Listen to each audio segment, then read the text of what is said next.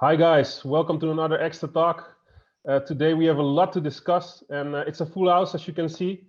I'm taking on the role as a host today, taking over for Juan, and yeah, my favorite buddies and fellow panel members are here. Welcome, Papimento and Sahbi. Thank you for being here, guys. What's up, Ajax? Yo.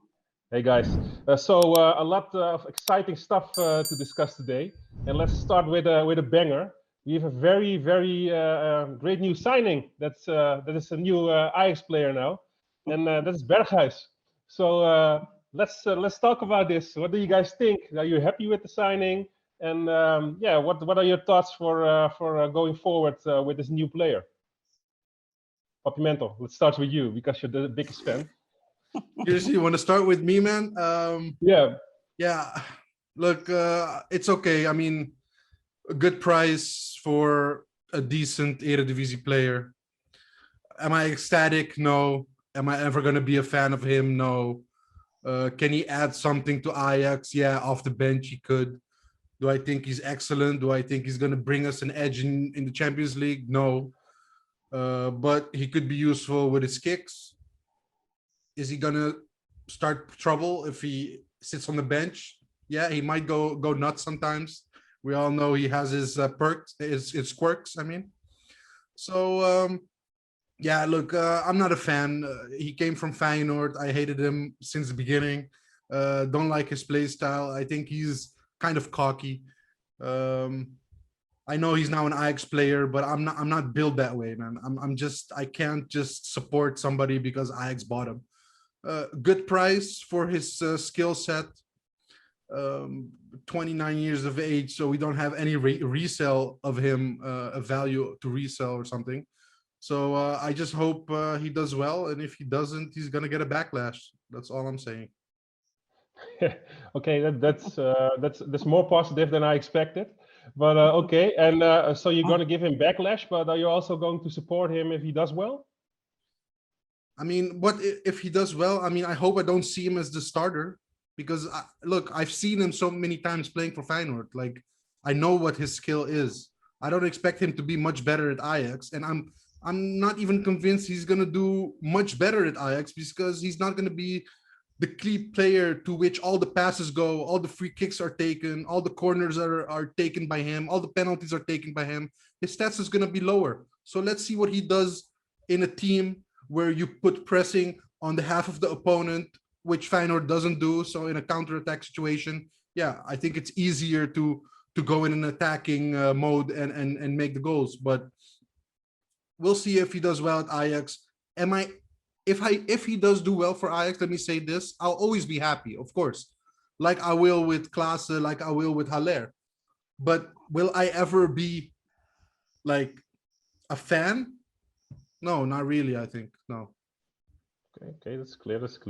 And Sahbi, what's your take on this? Are you a little bit more positive or same area? Well, I'm not that negative as Papimento. Well, I mean, is he a steal? Yeah, he is a steal. If you look at the price, the transfer fee, is he a good player? Yeah, he is a good player, especially for the Eredivisie. I don't see him as a player who can uplift the level in the Champions League. So yeah, would I buy him? No, I would definitely not buy him. It's already done. But if it was up to me, I would be hesitant. I mean, I already stated this a long time ago on Twitter several times. I think he brings too much risks with it when it comes to Ajax. He is known as a problem maker. We also the interview of Advocaat and Corpot where they mentioned that Berghuis was a real disturbing factor. So yeah, that can bring issues with it. He's a player who can't handle emotions on the field. That could bring a lot of disadvantages as well with it. I mean, with his fouls, with his lousy fouls or red cards. I mean, it's a situation that was known in the past. We don't know whether it will become this as well at Ajax, but yeah, it's still a risk. And as Papimento said, he's used to being a star, taking the free kicks, asking for the ball, taking penalties, therefore had a lot of assists. He played every minute when he was available. This all will change now. I mean, it's unclear how he will react on this if he comes to Ajax, if he will be a bench player or maybe get not a lot of minutes in the starting lineup. So yeah, I'm not very fond of him coming to us.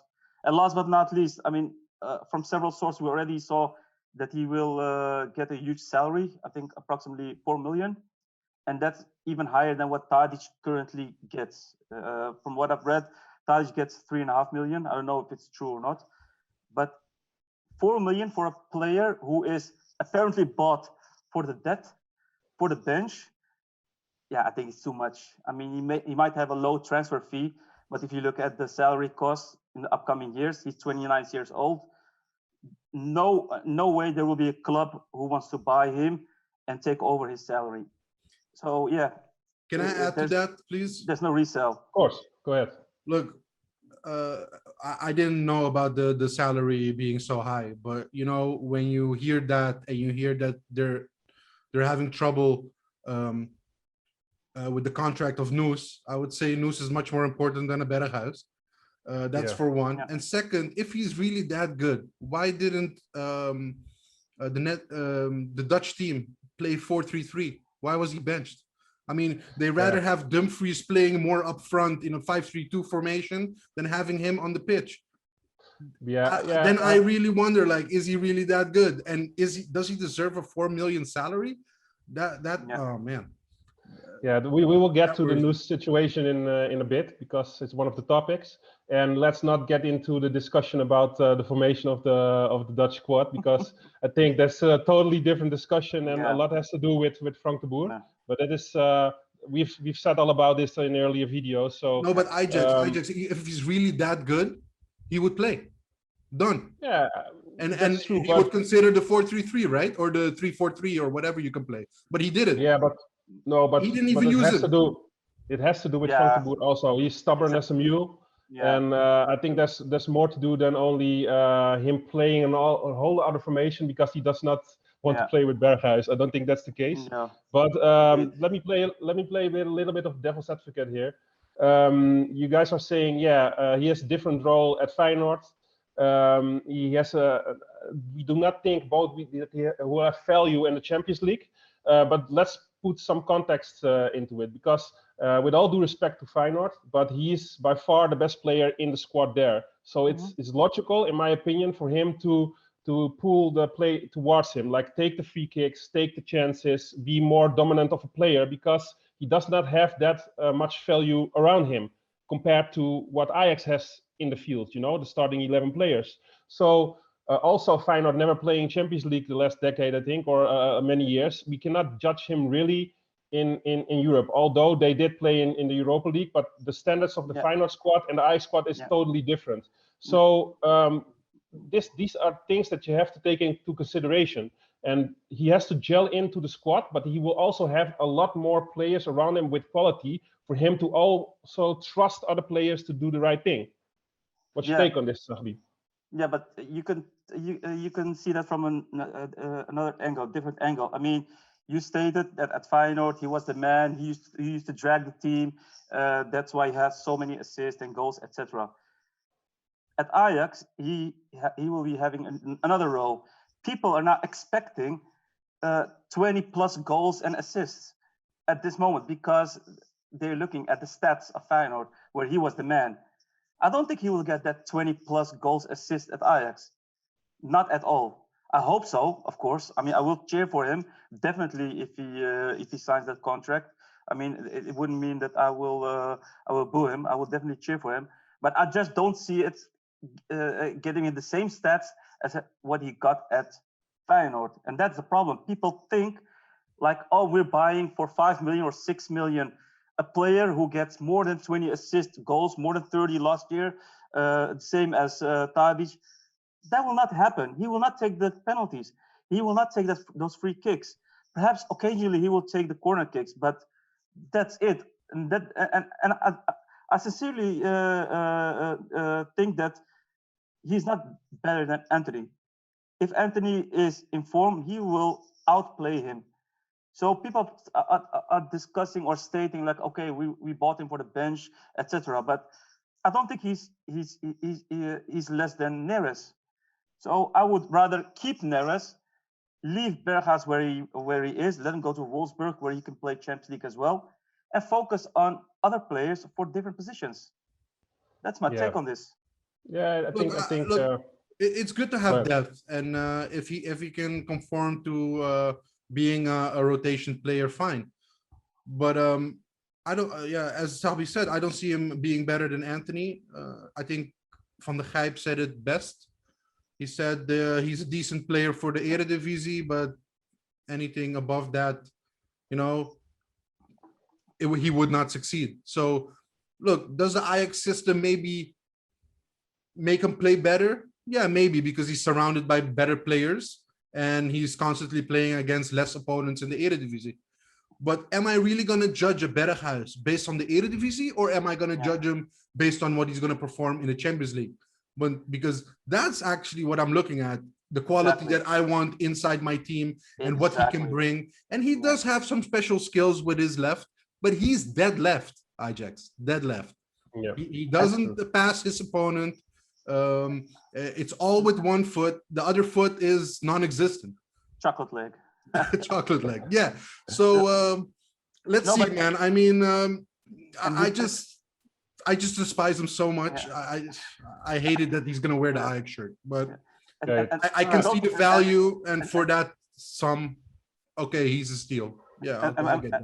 And just my last take on. I mean, we also know that he didn't perform on the Europa League. I mean, he didn't drag Feyenoord when they played in the Europa League. I think, and that's the platform where he needs to step up.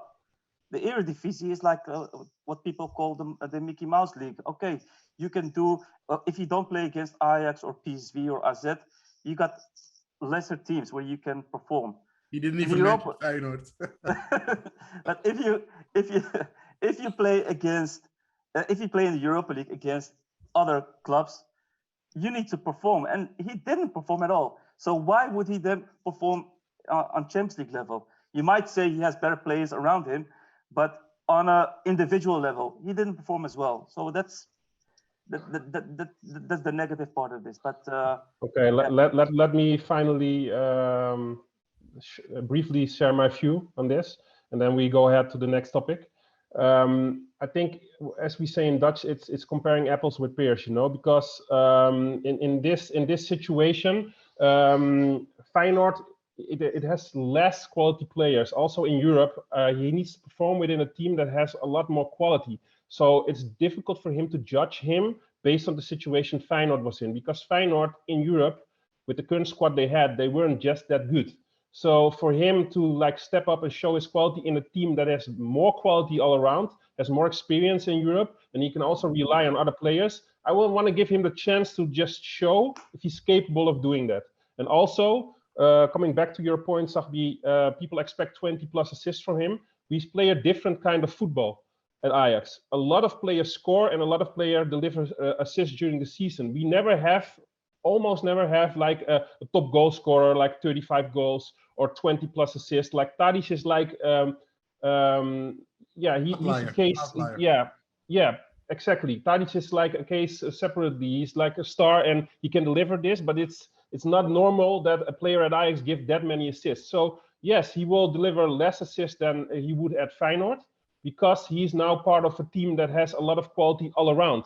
So the assists and the goals will be divided more evenly around than only based on one player in a team like at Feyenoord.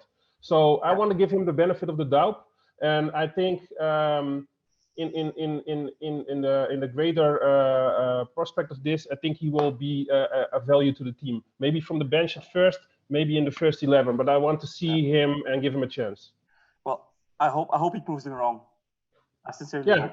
I hope so too, guys. I hope so too. So there's another topic we need to discuss. Papimento already briefly discussed it, the new situation, but we have 3 players that are in the last year of their contracts. That is Labyad, Nus, and Danilo, and I want to discuss them player by player with you. Labyad just stated that he wants to stay at Ajax. It's his last contract year. What is your take on this, Papi Mento? Let's start with you. Look, as a person, I love Labyad. He's a great guy. I think he's very well in the group. He never says anything bad about Ajax. I just want to start with that, okay? So there is a love from me to him. Do I see him as the best player? No. Did Ten Hag use him right last year? Putting him in the striker position and stuff? No. Was he a lot injured that we couldn't use him in the defining moments when we needed him? Yes. So we didn't really see a lot of Labyad in the moments that we needed him, but he did help us win some games, score some goals.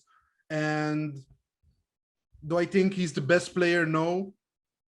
Do I mind if he comes out of the rotation? To be honest, yes, because he's too light for the Champions League.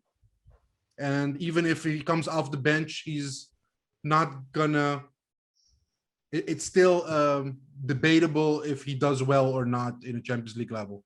So for me, I would say don't renew his contract. Let this be his last year and let him play somewhere else from next year on. And Yeah. Sahbi, what about Yeah. you? Well, the thing is, I don't think Ajax wants to extend his contract. That's what I think. But it's a decision of Labyad to stay, and in that case, yeah, there's nothing that Ajax can do. I mean, if I were Ajax, of course, I would try to sell him. It is last year of his contract, but yeah, he doesn't want to move. He probably has a nice salary. He lives close to he lives close to the club. It's close to home. He will be free agent at the end of the year, so it's also a big advantage for him. So he can choose his own clubs and probably get a nice salary with it. Is he a starting player? Of course not. Is he Ajax level for the Champions League? Definitely not. Is he a great Eredivisie player? Yeah, I do think so. But we have sufficient players to cope on that level. So I would rather have somebody from the youth to take his place and for him to leave. But it will not be the case. And knowing Ten Hag, he will use all the players that he has that he got in his possession. So he might get some minutes, but he will not be like a decisive player that can be a value for Ajax. So yeah, you just have to deal with it. And as Papi Mento said, it's a guy who you can really love and great player for in the squad, but nothing more. Okay. So we can recap it in a great team player, great guy, and not extend his contract after this year. That's you both agree with this? Yeah, and he was important for Ajax last year, but I think he's just gonna get less minutes this year. So he's gonna be more on the bench, and we're not gonna use him so much. That's what I think. Looking at the transfers that are coming in, Berghuis and stuff like that. And I don't even think he really minds. I mean, he didn't play a lot last season, and still he was happy. This season, he knows he won't be playing a lot, and still he's happy and he wants to stay. That says enough. Maybe he likes it here, or maybe he has a plan already to go to another club after this year, because it will be easy as a free agent indeed. So perhaps Okay. the case. Okay. This is a little bit of a different situation. I think we all agree on the Labyad situation. At least I do with you guys. But what about Mazraoui? Child of the club, 23 years, last year of his contract. And apparently there are some troubles agreeing on terms of extending his contract. Also, news stated that he wants to stay at the club. And there are also some speculations that Peter Bos wants to get him to Lyon alongside with Hakim Ziyech. So what are your take on this, guys? So let's start with you, Sahbi. What do you think? Yeah, first of all, I mean, Noes for me is the best right back of Ajax, and even maybe and even in the Eredivisie. Great player. Unfortunately, he had some injuries last year and a bit the season before. But yeah, we will never forget the season where we played magnificent Champions League football and went to the semis.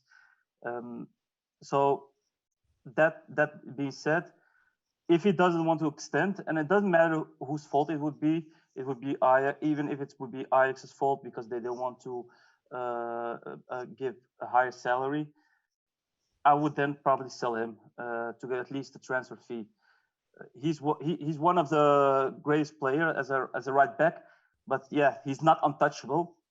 So he might get sold because we have Wrench who can play, and maybe we can even get another player. So I sincerely hope he will extend, but yeah, if he doesn't extend, then we might have to sell him for a decent price to, in this case, Lyon. What about you, Papimento? Yeah, man. I look. I love Noose, man. His level of play is class, and I seriously enjoy when I see him play, and he's on fire in his form.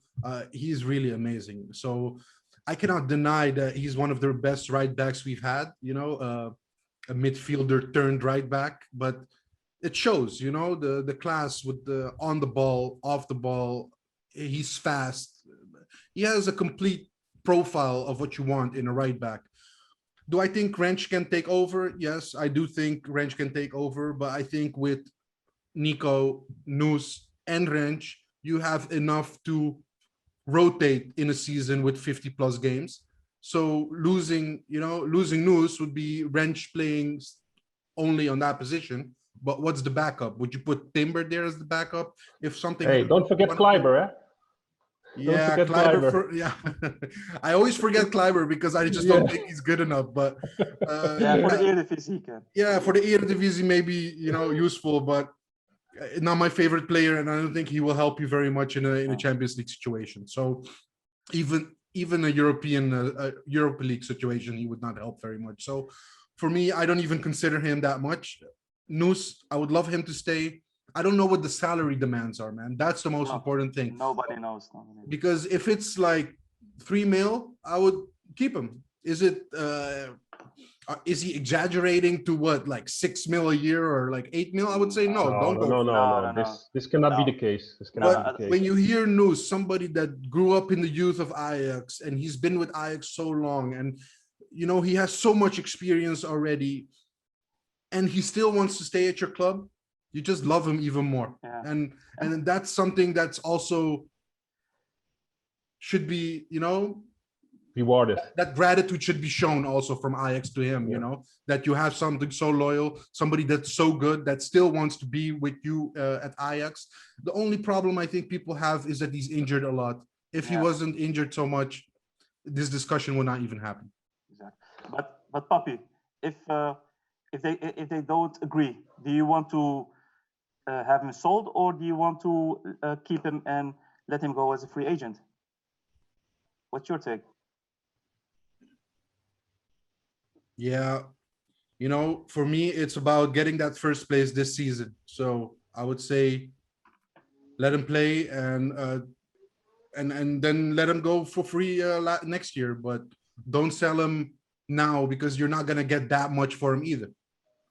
Just for that year, they're gonna lowball you anyway. Yeah, like they do with Onana, like they do with, So final thoughts. Can we state we are all fond of Overmars? He's done terrific things for the club. Can we state that if he does not succeed extending Mas's contract, that will be a big mistake? Should there be reallocated some money to extend his contract? Yeah, definitely. We should definitely extend his contract. I think the mistake of Overmars was not bringing him in last season. I mean, we should not wait until a player has a 1 year left on his contract. If you see potential, if you know this player will succeed at Ajax, give him at least 2 years in advance a contract renewal. It doesn't have to be 5-year extension. Give him a 1 year extension or 2 year extension. At least you give yourself some oxygen, exactly, to plan ahead, And now we got Onana. Now we got here Noose, and probably several players as well. So yeah, it's difficult, and maybe that's and we had it with Robbie, of course. maybe it's a lesson learned for next time. And look, Ajax, the most important thing for me is if you look at Noos, but not only Noos, also Tagliafico. Tagliafico already said that he wants to leave. Noos is in his last year. But if you want to sell these players, sell them before the preseason start. Because now it's going to have such a big impact. And what are you going to bring in? The quality lost, you're not going to bring in the same quality back. And that's the problem I have. If you wanted to sell them before the summer, but not when you already started the preseason. Well, it depends. It depends. Of course, for Nico, now probably his value has increased now that he won the Copa America. So it depends on what comes up during the season. For Noos, it's a different story. He just went on vacation. So you need to make sure you either extend or make sure that you sell him indeed before the summer. But for other players who can really contribute in the summer with a tournament, you should take the chance to wait. But Talking about other players, Sahbi, we have also another player that we do not have to forget about. He was loaned out to Twente last year. We do not have a lot of strikers at the moment, and we do have this Brazilian guy called Danilo, who did pretty well at Twente last season, and he also has the last year of his contract at the moment. So, what do you think? Should we give him a chance in the first squad this season as a rotation player? Do you see some value in him? Or do we need to offload him before he runs out of contract? Sahbi. Well, Danilo, also a great player for the Eredivisie, but overall he's not the Ajax level that we seek in a player, especially in the striker position. He's not a player that really can compete with our first striker, Haller. And many people already think that Haller is not that level that we seek as well. So that should say enough. And I would say sell him now while you can search for a better option, or keep him, but as a third striker, not as a second striker, because at this moment he's not that good enough for a second striker as well. He can't compete with Haller, so there's no way for the competition to step up. So no, sell him. What about you, Papimento? Yeah, I wouldn't sell him now. I would keep him, even though he's in his last year. I think because he's a different kind of style player than Haller, he could be useful. Just if, there's so many ifs, Sulemana is not here yet, we don't even know if that's going through. We lost Lassina, we lost Brobbey. That's a lot to lose in the front end, and he has some experience in the Eredivisie already with being loaned out, coming back. If you saw in the preseason the goal he made, he's kind of dangerous with his shots. So he's a different type. It was from 16 to 20 meters, man, shooting a ball, and it was a nice goal. Come on. It was a I don't nice goal. see Haller shooting from those distances. He's more of a target man, and Danilo is more of a finisher, I would say. And he has some speed, so he could bring something else in matches off the bench where we are ahead and we need a little bit more counter-attacking style up front, So use him for the coming 6 months in a squad rotation, see how he does, how his level develops. If it's nothing, let him leave. If not, give him another contract. No, I don't agree with that. I mean, you mentioned he had a great goal. I totally agree with you. But Labyad had great goals as well in his preseason. That doesn't say anything. I mean, so and Danilo is okay striker, but was he better than Brobbey? No. Was he better than Traore? No. But we sold Brobbey, or we let Brobbey go free, and we sold Lassina. So what? What are the options? That's exactly. I mean, that's why we got Overmars. He needs to step up. I mean, we shouldn't give up on quality. I mean, we had Brobbey, we had Traore, and now we get Danilo to replace them. I mean, we should not go back in quality. We should go up in quality. So it's up to Overmars to come up with a better plan. He already knew Brobbey would leave. He already knew Traore would leave because he sold him to Shakhtar with a great price, by the way. So he should have a backup plan to be able to get a striker, or at least two strikers. so we can compete with Haller. And Danilo is just not that player. Maybe as a third striker, but as a second striker behind Haller, not good enough. Why as a first striker, yes, as a second striker, no? First striker Haller. Oh, Haller is yeah. Haller is clearly the first striker with the Ajax. So Danilo would have to compete. Yeah. I don't think he's good enough to compete. Look, with. if Suleimana comes here, he's gonna have a tough time, Danilo, and I don't see him staying at Ajax because he won't be the first option off the bench. But if Suleimana doesn't happen, he's gonna be the second striker coming off the bench for Haller if he's tired or anything happens in a match or the situation calls for it.